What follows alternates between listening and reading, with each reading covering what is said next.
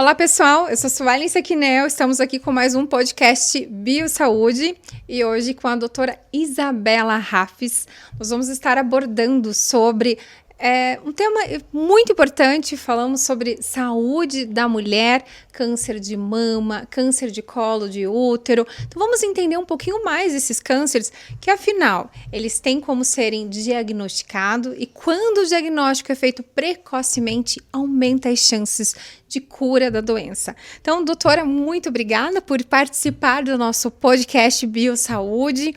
E gostaria de pedir, então, para a doutora começar se apresentando também. Então, tá bom. Obrigada a você pelo convite, né? Eu fico muito feliz de estar aqui e poder compartilhar essas informações com vocês. Então, meu nome é Isabela, eu sou médica mastologista, me formei médica na PUC, em Curitiba, fiz residência de cirurgia geral aqui no Hospital do Rossio e depois fiz mastologia no Hospital Erasto Gärtner. E a mastologia é uma especialidade que a gente cuida e trata de doenças da mama. Não só o câncer, né? Porque todo mundo está muito acostumado em achar que é só o câncer. Não, mas existem outras doenças da mama que a gente cuida também, da saúde da mama em si e da mulher como um todo, né? Então, é uma área integral, né, da mulher, mas principalmente focado na saúde das mamas. Cada vez mais nós ouvimos falar dessa saúde integrada, né? Isso. Nós estamos retornando, que vivemos talvez lá anos atrás, em que existia um médico que cuidava de toda a saúde, né? De toda a família, que aos poucos foi se perdendo e hoje vem resgatando. Porque quando a gente fala, esse mês a gente está falando de Outubro Rosa. Mas quando a gente fala do Outubro Rosa, muitas vezes a grande mídia traz câncer de mama, o toque, o conhecer, mas sobre a saúde da mulher tem muita coisa, como a doutora trouxe, por detrás outras doenças, outras patologias e que precisam ser investigadas. Mas a gente vai abordar principalmente, então, o câncer de mama e de colo de útero. E quando a gente fala de câncer, nos dá medo, preocupação, gera aquela inquietação e muitas vezes as pessoas já colocam praticamente, estou com câncer, já vem uma sentença, meu Deus, que dó, o que vai acontecer com essa pessoa? E eu gostaria de entender quais são os principais desafios que quando chega algum paciente, quando você traz um diagnóstico, né, traz uma possibilidade de um câncer, quais são os principais desafios? Olha, o principal desafio é dar a informação correta para a paciente, acalmar a paciente. Hoje a gente sabe que o diagnóstico de câncer não é uma sentença de morte mais. Antigamente, né, com os tratamentos que não eram tão especificados, individualizados, a gente tinha realmente uma maior morbidade, uma maior mortalidade, mas hoje o que cresceu de tratamento e pesquisa e novas medicações e novos conceitos, isso engrandeceu a nossa conduta médica, né, frente ao paciente com câncer. Então, a principal forma da gente abordar uma paciente que pode vir a ter o diagnóstico ali de câncer é conversa, explicar, dar a informação correta, acalmar a paciente, que hoje já não é mais isso, né? O câncer tem cura, sim, mas o nosso principal desafio é encontrar essas lesões, o câncer, talvez uma forma inicial, né? Para isso que a gente tem, né, os exames de rastreamento. E hoje em dia a maior dificuldade também é a gente ainda dar a informação para a paciente que ela precisa se conhecer, que ela precisa fazer esses exames. E que com esses exames a gente pode ter uma chance de cura ali acima de 90%, 95%. Então, isso é muito importante. As mulheres, né? Não só as mulheres, os homens, mas eu aqui falando da saúde feminina, elas terem esse conhecimento e ter essa informação. Uma informação legítima, baseada em evidência científica do que fazer, qual exame procurar, qual exame fazer para tentar encontrar, né, nesse rastreamento, às vezes uma lesão muito pequenininha, que a gente consiga tratar sem maiores riscos para a paciente e com uma chance de cura bem mais alta. E quando deve iniciar esse rastreamento, esse autoconhecer? Tem uma faixa etária? Então, assim, falando da mama, né, da saúde da mama, Eu digo assim, o autoexame, ele não é um exame de rastreamento, mas ele é um exame de conhecimento do seu próprio corpo. Então, o autoexame das mamas é muito importante que se faça desde que a menina começa a apresentar o aumento das mamas, né? E para ela se autoconhecer. Então, a pessoa faz o seu autoexame e vê que não tem nada, que tá tudo bem. Mas daqui 2, 3 meses, opa, achou alguma coisinha ali que não era, que não tinha antes. Então, isso eu oriento sempre fazer todos os meses. Se tocar, se olhar no espelho, ver as diferenças, isso é muito importante. Mas o exame de rastreamento para a mama é a mamografia. E hoje em dia, eu vejo ainda em consultório, seja qualquer consultório, né, de qualquer lugar, muitas pacientes com dificuldade de entender que a mamografia é um exame muito importante, tá? É um exame chatinho de fazer, a gente sabe que às vezes é incômodo, mas é o exame que vai detectar as lesões precoces, né? Porque a gente diz as calcificações, que são lesões muito pequenininhas que às vezes o ultrassom, outros exames não vão encontrar. Então, por isso que a mamografia é o exame de rastreamento para a mulher, para o câncer de mama. Toda mulher, a partir dos 40 anos, fazer mamografia anualmente. Esse é o exame de rastreamento para o câncer de mama. Eu sempre vou na ginecologista e ela sempre pede um exame de imagem das mamas. Não é a mamografia, ela sempre pede esse acompanhamento. Esse acompanhamento antes, então, dos 40 anos, também tem essa indicação? Antes dos 40 anos, a gente não indica muito a mamografia, porque a gente não tem em estudos uma grande porcentagem de mulheres abaixo dos 40 anos com câncer de mama, né? Então, geralmente, para uma rotina, né, de exames ginecológicos, a gente costuma pedir o ultrassom, né? Mas para uma rotina ali de vamos ver como é que tá, né? Mas não que seja um exame que necessita ser feito, assim como a mamografia a partir dos 40 anos. A mamografia é mandatória, tá? Então, antes, para meninas mais jovens, 20, 25 anos, 30, que têm as mamas mais densas, mais glandulares, e que a maior queixa dessas meninas são os nódulos benignos da mama, nódulos que não têm nenhuma malignidade, né? Que são nódulos, principalmente os fibroadenomas, que são as principais queixas, ou cistos. Então, o ultrassom cai muito bem aí. Mas daí é mais para um diagnóstico de algo benigno, né? A mamografia em si é para a gente detectar lesões suspeitas mesmo. Então, a partir dos 40 anos que a gente vê que as mulheres têm maior chance de apresentar o câncer de mama. Então, a partir dessa faixa etária que a gente faz esse exame de rastreamento. Fez a partir dos 40 anos, qual que é a periodicidade daí, o intervalo entre uma e outra? 1 ano. 1 ano. Então, anualmente precisa estar fazendo. Todos os anos. E quais são as mulheres com maiores fatores de risco, a maior propensão a desenvolver o câncer de mama? Então, assim, a gente coloca alguns fatores de risco. Idade, acima dos 50 anos principalmente, a gente sabe que o câncer costuma acometer pessoas com mais idade, né? Fatores hormonais, né? Menstruou muito cedo, entrou na menopausa muito tardiamente, então você fica exposta a essa oscilação hormonal por muitos anos. Quem faz terapia de reposição hormonal sem nenhuma indicação, só porque quer repor, tal. Eu falo que eu não sou contra a terapia de reposição hormonal. Tem mulheres na pós-menopausa que têm sintomas e não tendo fator de risco, super bem-vinda. Mas aquele uso indiscriminado é um fator de risco. Histórico na família, né? Principalmente parentes de primeiro grau, mãe, irmã, mutações genéticas conhecidas na família, né? Que mais?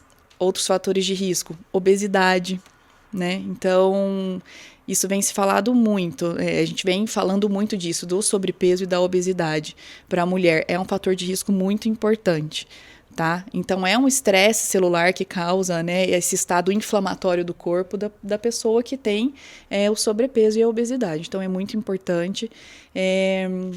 Que mais? Falei das mutações genéticas, né? E antes a grande ênfase era a parte genética. Mas hoje já vem assim entendendo que existe um contexto muito maior, né? Isso. Na verdade, o câncer de mama, a principal causa é multifatorial, 90%. 10% dos casos do câncer são genéticos. Então, a maior parte é multifatorial. Então, estilo de vida, sobrepeso, sedentarismo, hormônios exógenos, né? Então, são fatores que a gente pode modificar, né? Tabagismo. Então, são fatores que a gente consegue mudar para tentar diminuir o risco de câncer de mama. Os fatores genéticos, quem tem mutações, históricos na família, são 10% dos casos. Então, é uma grande minoria, né? Sim, baixo, né? E quando a pessoa tem fatores genéticos, o rastreio, ele tem que começar antes ou não? Inicia a partir dos 40? Não, quem tem histórico na família. Então, por exemplo, a paciente tem a mãe que teve câncer de mama aos 35 anos. Então, essa paciente vai começar o rastreamento dela 10 anos antes da idade que a mãe descobriu o câncer. Então, com 25, ela já vai começar a rastrear. Uau. Tá? Então, e daí muda um pouquinho. Não é a mamografia, a gente faz a mamografia, mesmo o paciente sendo jovem, e a gente vai usar a ressonância magnética. Tá? Então, hoje em dia, a gente sabe que a ressonância, para essas mulheres de alto risco, né, que a gente chama mulheres de alto risco, quem tem esse histórico na família, mutações genéticas conhecidas na família, ou da própria paciente, a gente precisa começar a iniciar 10 anos antes, né, do que o parente teve, e rastrear com mamografia e ressonância. E quando as mulheres decidem buscar, né? Geralmente eu vejo que acaba indo muito mais para um ginecologista. Quando chega uma mastologista, eu devo buscar uma mastologista ali, por exemplo, começou a desenvolver as mamas, buscar, porque ainda é um pouco... gera um pouco de novo, dúvida, né? né? Então, a mastologia é uma especialidade relativamente nova, que a gente diz. Mas sim, a gente consegue acompanhar essas pacientes desde o início, né? Fazendo mesmo o exame físico mesmo. As pacientes jovens que estão começando aí as mamas a se desenvolverem, a gente faz exame físico, uma conversa. Aí entra a saúde integrativa da mulher, né? Então, vai conversar sobre o que a paciente espera, o que pode gerar dor nas mamas. Muitas pacientes têm dores, né? A grande maioria dos sintomas em consultório. Tirar a dúvida, dar informação e sempre estar ali acompanhando. Então, é importante que você vá no especialista disso e também os ginecologistas acabam encaminhando para a gente agora também. Então, está muito mais visível, né, essa nossa especialidade aí. Quanto mais cedo você chega para a gente, melhor, porque a gente consegue dar informação correta sobre os casos, sobre as doenças, sobre como fazer, né? Então, eu acho que fica uma coisa mais fixa. Sim.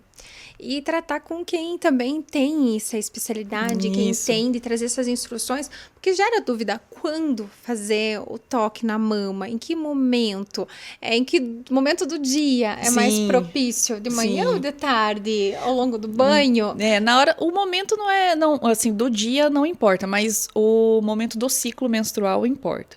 Então, se você está na sua semana pré-menstrual, não adianta você se tocar muito, porque você vai achar um monte de nódulozinho que, na verdade, é a glândula mamária que está mais densa, mais inchada por conta dos hormônios, né? Que a gente sente até mais dor, mais incômodo antes de menstruar.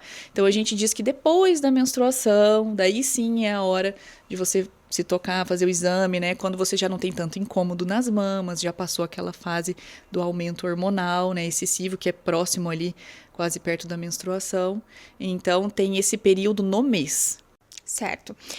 A gente falou então do câncer de mama e temos também um dos cânceres que acomete muitas mulheres, é o câncer de colo de útero. O colo de útero não é, né, entra também um pouco junto com a doutora, mas a doutora caminha muito mais pela mastologia, o câncer de mama. Mas que cuidados, que atenção que a mulher pode ter diante de um câncer de colo de útero? Então, câncer de colo de útero, o colo de útero é a porção do útero que fica em contato com a vagina. Então, o principal fator de risco que leva ao câncer de colo de útero é o HPV, que é um vírus, né? O HPV é transmitido sexualmente.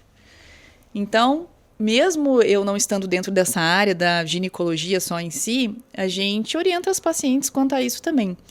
E o exame que a gente fala para as pacientes informa que deve ser feito, assim como a mamografia deve ser feita a partir dos 40 anos, é o Papa Nicolau, que é o exame preventivo, que a gente deve fazer todo ano também, tá?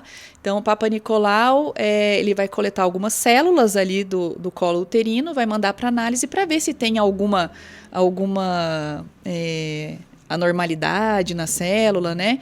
E dizer pra gente se a gente precisa fazer algo a mais caso tenha algum fator ali no exame que nos chame a atenção. Então, fazer também todos os anos o Papa Nicolau. A gente tem uma informação de que se você faz, né, já tem 2 coletas que não veio nada, você pode fazer a cada 3 anos. Mas eu indico fazer todos os anos. Faz o Papa Nicolau todos os anos, tá? E você começa quando inicia a sua atividade sexual. Sim. Então, assim, se você for ler sobre isso, a indicação é a partir dos 25 anos. Porque o câncer de colo de útero, ele demora para se formar. Então, o HPV fica ali fazendo lesão no colo do útero, lesão, até se tornar um câncer. Então, é um câncer mais demorado, digamos assim. Mas, a partir do momento que você inicia a atividade sexual, sei lá, 13, 14 anos, que hoje as meninas... a gente sabe que está mais ou menos nessa faixa etária, a gente já tem que começar a investigar, né? Já começar a fazer o preventivo, né? Informar as meninas sobre anticoncepção, os riscos, as outras DSTs, né? As outras doenças sexualmente transmissíveis. Então, isso é muito importante. O HPV é o que mais faz, 70% dos casos de colo de útero é pelo HPV. E tem como ser diagnosticado também de forma precoce, como a doutora falou. E grande parte hoje dos ginecologistas, eles trazem essa orientação. Fazer anualmente, por mais que tenha esse protocolo, mas a ginecologista até que me acompanha, ela fala, todo ano, né? A gente já vê, já analisa, né? É importante ter esse acompanhamento. Quanto aos sinais, sintomas que as mulheres podem ter, tanto no câncer de mama, de colo de útero, que seja importante pra gente, né? Pra quem tá nos ouvindo, nos vendo, porque agora o nosso podcast, além do Spotify, também tá em YouTube. Então, o que eles têm que estar em alerta? Então, assim, para o câncer de mama, a gente tem que observar nodulações nas mamas, um nódulo que você não tinha, não palpava, começou a palpar. Alterações da pele, algumas retrações, a pele avermelhada, né? Ou a pele inchada, que fica parecendo aqueles furinhos, a gente diz edema, né? Que é o inchaço em casca de laranja, parece uma casquinha de laranja. Saída de líquido pelo mamilo, então pode ser espontânea ou a expressão saiu líquido pelo mamilo, principalmente coloração avermelhada ou bem clarinha, como água mesmo que a gente toma, a gente tem que acender uma luzinha, né? Alterações no mamilo, né? Algumas feridas que não tinha e começaram a aparecer. Então, a gente tem que ficar de olho nisso. Nodulações, alterações de pele, descarga papilar, né? Que é a saída de líquido. E do câncer de colo, é um pouco mais difícil. Porque como ele é um pouco mais demorado, às vezes quando vem os sintomas, já quer dizer que ele já está com uma lesão mais avançada. Então, principalmente dor na relação sexual, sangramento, que não na época da menstruação, corrimento com odor fétido, né, algumas verrugas. Alguns HPVs, eles fazem lesões verrucosas, não fazem o câncer, mas aí já é um indicativo que provavelmente tem ali, né, alguma alteração. Então, ficar mais de olho nisso. E por isso que é importante o Papa Nicolau, porque às vezes você não tem sintoma nenhum e o vírus já está ali fazendo lesão. E muitas vezes, ou as pessoas próximas, às vezes da família, falam, faz 4 anos que eu não vou fazer um exame, não busco. E muitas vezes a gente vê um avançar, uma pessoa, né? Tem pacientes, nossa, que fez exames num ano, normalzinho, no outro ano já está com um avançar da doença.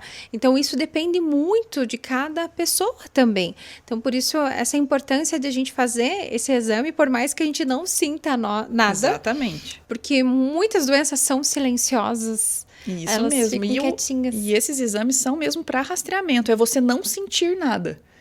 Você não precisa ter sintoma, tem que fazer para a gente achar lesões que são tão pequenas que não estão te causando sintoma nenhum. E que é importante, muito importante achar essas lesões em fases iniciais. Então, o principal ali, tanto para esses 2 tipos de câncer, é o rastreamento e a prevenção, né? As medidas preventivas para você não ter a lesão. E hoje no consultório, a doutora vem acompanhando muita gente chegando com estágios de doença, né? No câncer, podemos dizer, de mama. Estágio mais avançado, está conseguindo detectar precocemente? E daí vai depender do lugar que a gente atende. Eu digo assim, em consultório mesmo, é mais fácil você achar pacientes que tenham lesões mais pequenas, né, mais iniciais que a gente diz, né, mas mesmo assim, ainda agora o que eu tô observando são muitas pacientes jovens com câncer, principalmente câncer de mama ali, 40, 45 anos, descobrindo câncer de mama, e geralmente essas pacientes muito jovens que têm câncer, os cânceres são mais agressivos, então às vezes eles não chegam naquele estágio bem inicial, eles já estão um pouquinho maiores, né. E também a diferença que a gente diz ali do SUS, né? Eu atendo no SUS também. Então, a gente vê a dificuldade das mulheres em fazer os exames de rastreamento, os exames em dia, anualmente, certinho. Então, a gente tem esse viés aí também, né? Socioeconômico, cultural, que a gente... no Brasil tem essa discrepância, né? Então, a gente, dependendo, né, a gente acha também câncer já em fase avançada, mesmo tendo toda essa informação, por motivos, né, de não ter o exame, ou não conseguir fazer a tempo, ou ficar muito tempo sem fazer. Então, por isso é importante a informação. Com certeza, tanto, né, hoje, o acesso à informação, a gente pega o celular, a gente tem informação, quanto também as unidades de saúde, né, tá conscientizando a população da importância da realização do exame, porque às vezes tem aquele gargalo da gente não conseguir ter o exame, talvez para o dia seguinte, demora um pouquinho mais, mas mesmo que demore, a importância de ele ser realizado, né? Exatamente. Eu falo que esse cuidado que a gente tem, às vezes a gente quer, não posso, não dá tempo, é corrido. E geralmente as pessoas que eu pergunto, né, fez exame de preventivo, foi já no médico? Não deu tempo. Correria. O que mais a gente ouve falar no dia a dia, né? A correria da mulher, porque a mulher tem que trabalhar, tem que dar conta da casa, da família, de tudo e mais um pouco. Tem que equilibrar todos os pratinhos, né? Tem sim. Mas, ao mesmo tempo, se a gente não cuida da gente, né? E isso eu falo quase em todos os podcasts nossos, a gente não consegue cuidar da nossa família, dos nossos objetivos, da nossa vida, do nosso trabalho, a gente não consegue fazer nada. Então, por isso é importante a gente cuidar. Porque ao fazer um diagnóstico precoce, aumenta as chances de cura, aumenta a nossa qualidade de vida, nossa disposição para fazer tudo aquilo que a gente precisa. Sim. Então, eu sempre falo para os pacientes, você prefere gastar um tempinho ali fazendo uma mamografia, um exame físico, preventivo, ou gastar um tempo maior da sua vida tratando alguma doença que você poderia ter evitado, talvez, ou pego numa fase tão inicial, né, que daí não precisaria fazer tratamentos mais agressivos, né? Então, a informação é importante, mas pegar no pé delas também é importante. Eu faço esse papel, pego muito no pé delas. Já fez, eu calculo os meses, você fez mamografia em novembro desse ano, você vai fazer em novembro do ano que vem. Eu faço todo o pedido para ela fazer um mês antes de antecedência para ir comigo. Então, a gente pega no pé mesmo porque a gente sabe a importância, né? E de entender que o ultrassom não substitui a mamografia, ele pode complementar, mas ele não exclui. A gente tem que fazer a mamografia. Então, você que está nos ouvindo, às vezes é filha, então vai trazer a mãe, a avó, a tia. Conscientizar é muito importante trazer essas pessoas para realizar os exames, por mais que diga, não tô sentindo nada, tá tudo bem. Aí que é o certo, você não sentir nada e ir atrás para fazer o exame de rotina. Buscar, né? E quanto à prevenção? Então, a prevenção realmente é buscar o atendimento, exatamente, né? Que mais que ajuda? Então, hoje, no câncer de mama, a gente sabe do estilo de vida, né? Então, evitar a obesidade, alimentação saudável, não é balela, não é clichê falar isso. Realmente, nos últimos congressos, a gente vem observando que a questão do sobrepeso, né, da obesidade, e daí a má alimentação, sedentarismo, ele implica em aumento de peso, estresse celular, inflamação do organismo como um todo. Então, isso é muito importante mesmo. Atividade física, pelo menos 3 vezes na semana, né? Eu digo, né, não é possível, 3 vezes na semana, meia horinha, né? Uma caminhada, uma corrida, mas a musculação é muito importante também. A dieta balanceada mesmo, não é fazer uma dieta restrita, né? Mas ter uma dieta saudável, comer legumes, frutas, comer comida mesmo, né? Não só alimentos industrializados ou enlatados. Para o câncer de mama também, tomar cuidado com o uso de hormônios sem indicação, né? Sem prescrição médica. Cuidado também nos exames de rastreamento, né? Para você ter sempre essa noção que você precisa estar procurando a informação e o melhor para você.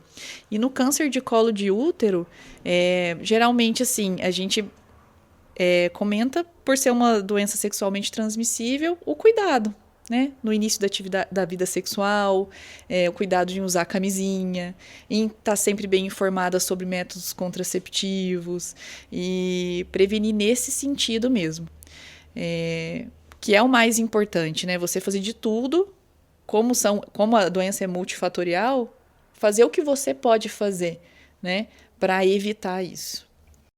E quanto aos pacientes de alto risco? A gente já comentou que são pacientes com todas essas características, né, que não trazem a obesidade, a falta de uma vida saudável. Tem mais algum ponto que a gente pode destacar aqui? As pacientes de alto risco para câncer de mama são aquelas com histórico familiar e mutações. Então, histórico familiar, câncer de mama em parentes de primeiro grau abaixo dos 40 anos, então mãe, irmãs que tiveram abaixo dos 40 anos, mutações genéticas conhecidas, né? A gente diz o BRCA1, BRCA2, existem outras, mas esses são os principais, que foi o caso da Angelina Jolie, que teve, né?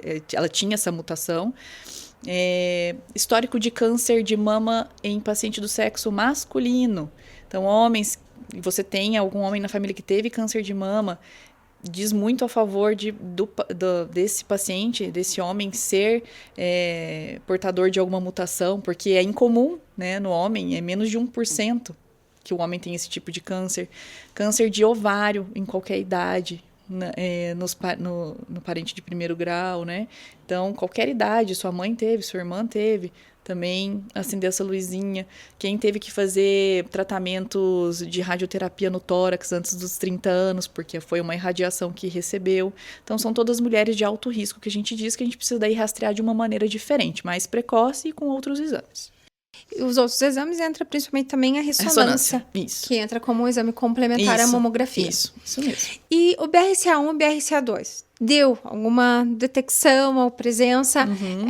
Existe essa indicação, como a Angelina Jolie fez, de tirar as mamas? Existe.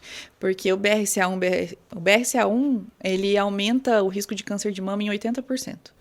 Uau. Então, é muito alto. E o BRCA2, entre 60% e 70%, também é muito alto. Câncer de mama e ovário. Então, as mulheres que têm essa mutação, sim, procuram a gente e tem, sim, a indicação de fazer a mastectomia profilática, que a gente diz. É uma paciente que tem mutação, não tem a doença, mas devido ao alto risco dela apresentar a doença, essa porcentagem tão grande, a gente acaba fazendo a mastectomia profilática. E quem deve fazer esse exame? Em que momento? Qualquer um faz esse exame ou tem que ter alguém da minha família? Indicação familiar. Isso. Então, por exemplo, a tua mãe com 35 anos teve câncer de mama. Você vai pesquisar a mutação nela, na paciente que teve o câncer. A partir do momento que ela veio mutada, ela tem essa alteração, toda a linhagem dela vai fazer. Então, as filhas vão fazer também, para ver se tem a mutação. Então, não é qualquer pessoa chegar, eu quero fazer um teste, quero ver se eu tenho mutação. Então, tem as indicações de consultório mesmo, que são os históricos familiares.